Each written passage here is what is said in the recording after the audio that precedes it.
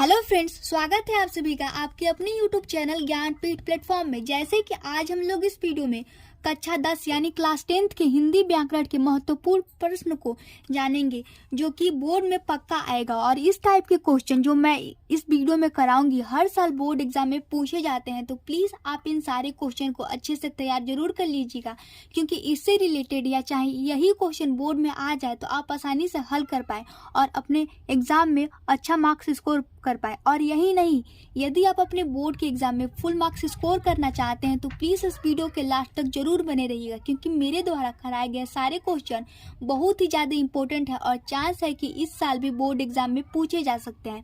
तो चलिए फिर हम लोग अपने वीडियो को स्टार्ट करते हैं। जैसे कि हमारा पहला क्वेश्चन है, एक दिवस सूरज ने सोची छुट्टी लेने की बात, सोचा कुछ पर सुकून मिलेगा, चलने दो धरती पर रात। मतलब एक दिन सूरज ने छुट्टी लेने की बात सोची और यह सोचकर कि कुछ सुकून हमको मिलेगा और ऐसे ही धरती पर रात चलने दो, तो इस पंक्ति में प्रयुक्त अलंकार बताइए। उसका ऑप्शन क है सलेश, ख उत्प्रेक्षा, ग मानवीकरण और ऑप्शन नंबर जो डी है यानी घ उस ओ है अतिशोक्ति। तो इसमें अलंकार हम लोग को बताना है। तो यहाँ पे एक दिन सूरज ने सोची छुट्टी लेने की बात, कहीं सूरज भी छुट्टी लेता है क्या? तो यही इसीलिए हमारा यहाँ पे ऑप्शन नंबर डी यानी घ सही होगा, क्योंकि ये अतिशोक्ति अलंकार है, बढ़ा चढ़ा के बात कही गई है। अब हमारा नेक्स्ट क्वेश्चन है क्वेश्चन नंबर 2, कैसे कुलसित प्राण हो गए मानो मन पाषाण हो गए। कैसे कुलसित प्राण हो गए मानो मन पाषाण हो गए, प्रयुक्त अलंकार बताइए। मतलब इस पंक्ति में जो भी अलंकार है उसको हम लोग को ज्ञात करना है। तो क है उत्प्रेक्षा, ख अतिशोक्ति, ग मानवीकरण और घ श्लेष।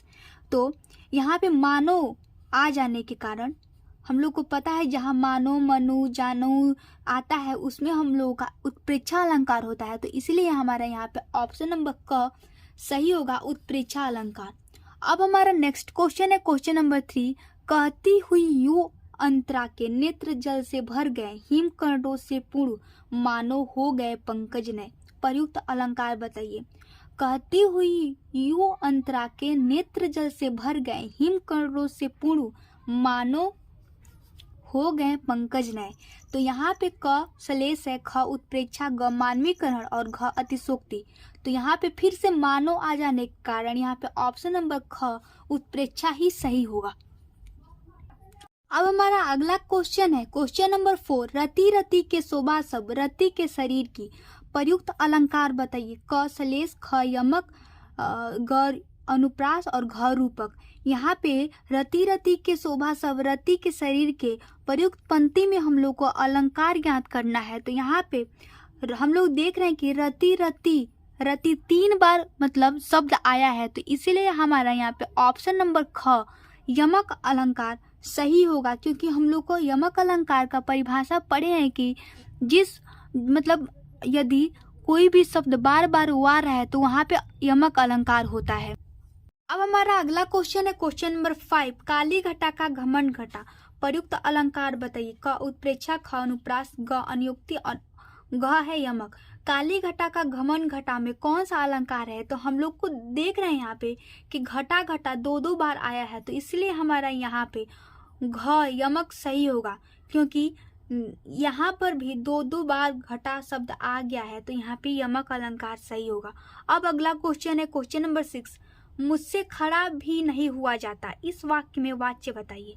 हम लोग को वाच्य ज्ञात करना है। मुझसे खड़ा भी नहीं हुआ जाता, क है कर्तृवाच्य, ख भाववाच्य, ग कर्मवाच्य और घ है अन्य। मुझसे खड़ा भी नहीं हुआ जाता, इसमें हम लोग देख रहे हैं कि कुछ मतलब भाववाचक शब्द ऐसे आ रहे हैं। मुझसे खड़ा भी नहीं हुआ जाता कुछ भाव करके बोला गया शब्द है, तो इसलिए हमारा यहाँ पे ख भाववाच्य होगा। अब हमारा अगला क्वेश्चन है क्वेश्चन नंबर 7, मैं दरवाजा नहीं खोल सकता, इसका कर्मवाच्य बनेगा। मतलब मैं दरवाजा नहीं खोल सकता का कर्मवाच्य कैसे हम लोग बनाएंगे? तो क है मुझसे दरवाजा नहीं खुलता, घ मैं दरवाजा नहीं खोलूंगा, ग मेरे द्वारा दरवाजा नहीं खोला जा सकता और घ है मैं दरवाजा ही नहीं खोल सकता। तो यहाँ पे हम लोग जानते हैं कि कर्मवाच्य में बनाने के लिए किसी भी शब्द को द्वारा का प्रयोग आवश्यक होता है, तो इसलिए हमारा ग मेरे द्वारा दरवाजा नहीं खोला जा सकता सही होगा। अब हमारा अगला क्वेश्चन है क्वेश्चन नंबर 8, तुम और मैं दोनों वहां नहीं जा सके। रचना के आधार पर वाक्य भेद बताइए। इसमें हम लोग वाक्य का भेद बताना है। क संयुक्त वाक्य, ख सरल वाक्य, ग मिश्र वाक्य और घ है अन्य। तो यहाँ पे तुम और मैं दोनों वहां नहीं जा सके, इसमें हम लोग को दिख रहा है कि यहाँ पे बहुत ही सरल भाषा में बोला गया प्रश्न है, मतलब वाक्य है। तो यहाँ पे ख सरल वाक्य होगा। अब हमारा अगला क्वेश्चन है क्वेश्चन नंबर 9। तनु तबला लाई और उसे बजाने लगी। इसका मिश्र वाक्य होगा। क तनु तबला लाकर बजाने लगी। ख जैसे ही तनु तबला लाई वह उसे बजाने लगी।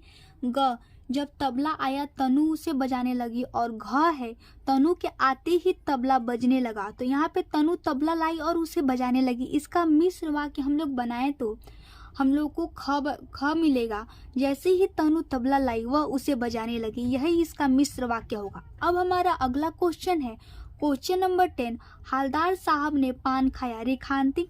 रेखांकित अंश का पद परिचय होगा, मतलब खाया का हम लोग को पद परिचय बताना है।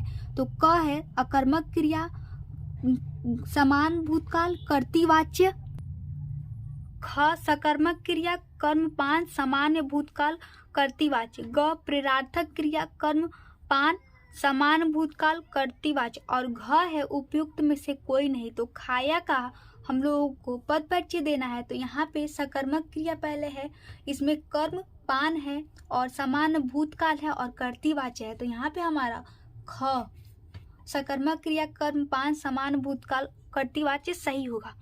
अब यदि आप लोगों को यह वीडियो अच्छा लगा हो तो प्लीज़ इस वीडियो को लाइक करिएगा और हमारे चैनल को सब्सक्राइब जरूर करिएगा, क्योंकि मेरे चैनल पे बोर्ड के लिए बहुत ही अच्छे से प्रश्न दिए जाते हैं और बहुत ही जोरों शोरों से इस चैनल पे बोर्ड की तैयारी कराई जाती है। Thank you.